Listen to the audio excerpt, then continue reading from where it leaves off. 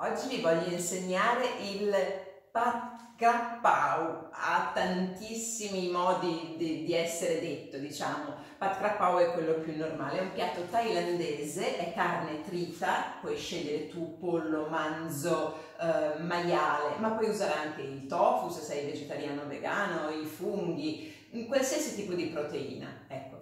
Però l'ho italianizzato un po', siccome alcuni ingredienti sono difficili da trovare in Italia, in questa ricetta c'è il basilico thailandese, per esempio. Cos'è il basilico thailandese? Non tutti lo sanno e senz'altro non è facile da trovare qui in Italia, quindi ho deciso di usare il basilico italiano, che comunque va benissimo, è abbastanza simile, devo dire la verità, e poi il peperone normale invece del Prick Chi Fa, che è un tipo di peperoncino thailandese più grosso, simile al peperone, e poi dei normalissimi peperoncini calabresi, così belli piccanti, ruspanti come quelli italiani. Per questa ricetta servono 5 spicchi d'aglio, dai 5 ai 10 peperoncini piccanti, un peperoncione diciamo più grande o un pezzetto di peperone o comunque un peperoncino rosso grande non molto piccante, mezza cipolla, basilico,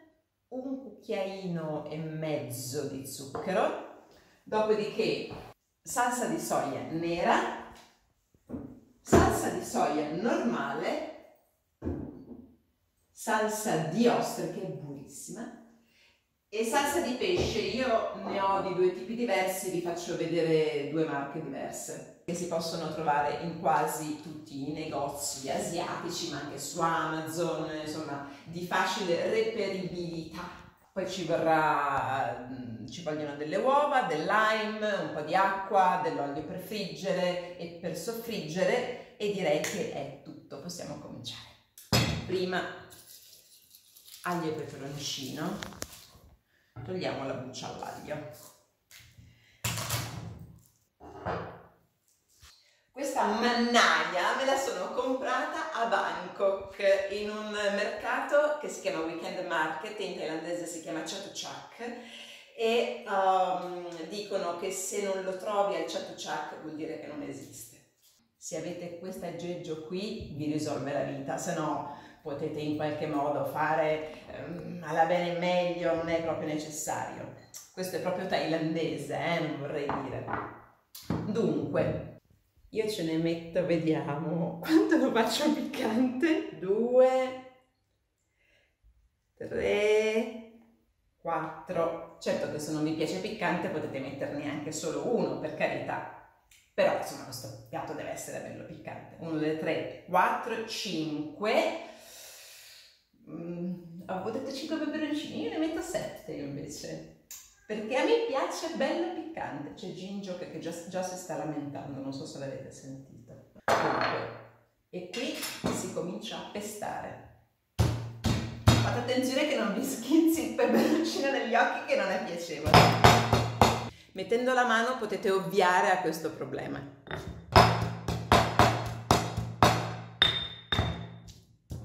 Dovete ridurlo praticamente un po' una poltiglia. Se ve lo volete fare col mini pimer, con quello dei semi, secondo me va bene lo stesso. Certo è che pestarlo è tutta un'altra cosa, come quando si fa il pesto, no? Insomma, se lo pesti è meglio.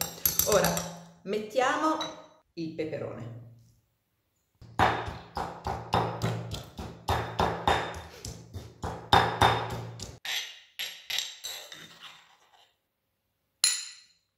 Ora facciamo la salsa. 1 tablespoon di salsa di ostriche, 1 tablespoon di salsa normale, di salsa di soia normale, salsa di pesce, 2 teaspoon, cioè 2 cucchiaini praticamente sarebbero, soia nera, che è una soia simile alla melassa,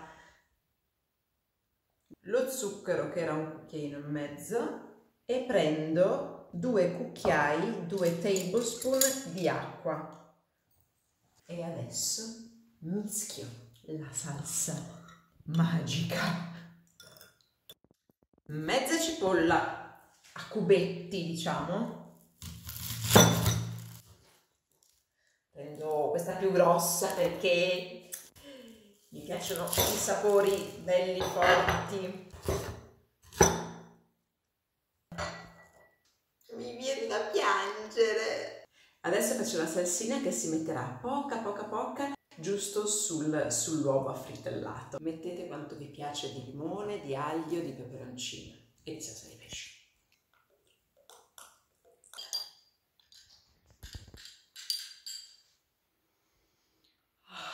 Odore di Thailandia.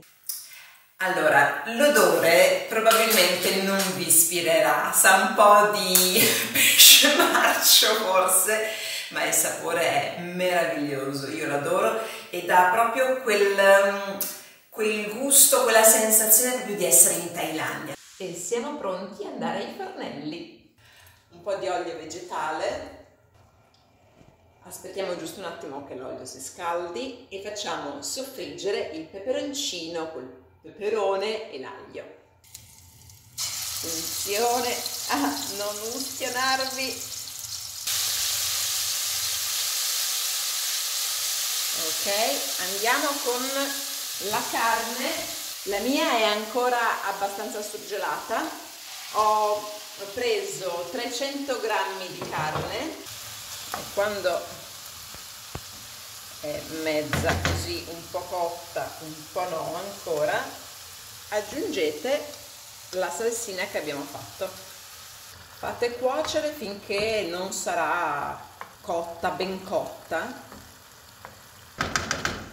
dopodiché aggiungete la cipolla.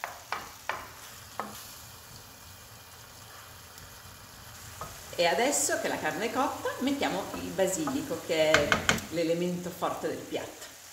Spegniamo il fuoco, basilico e mischiamo bene che si appassisca un po'.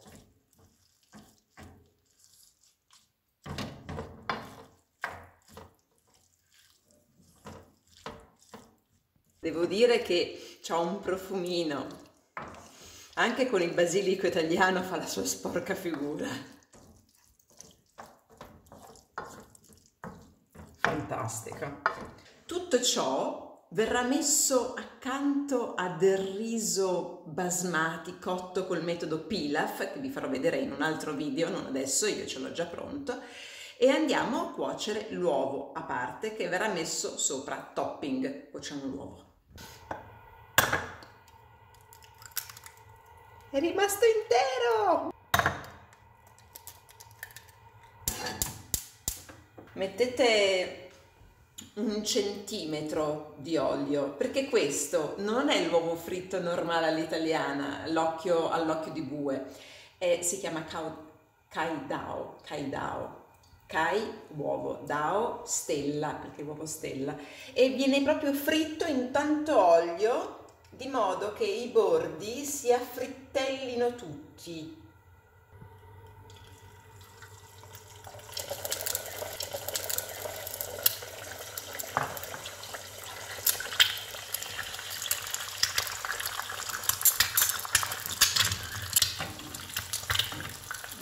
Buttateci sopra un pochino di olio.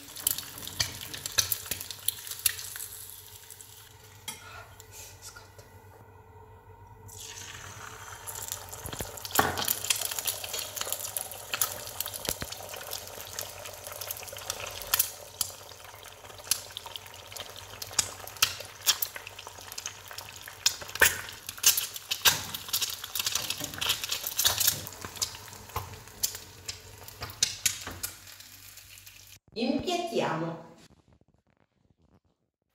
Voi mi direte, ce n'è un po' di più che per 2 persone. Ma noi si mangia parecchio, ci piace! Aggiungiamo l'uovo, il kai dao.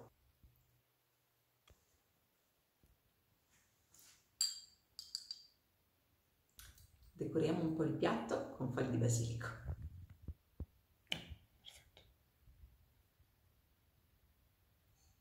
E voilà! Il pranzo è servito!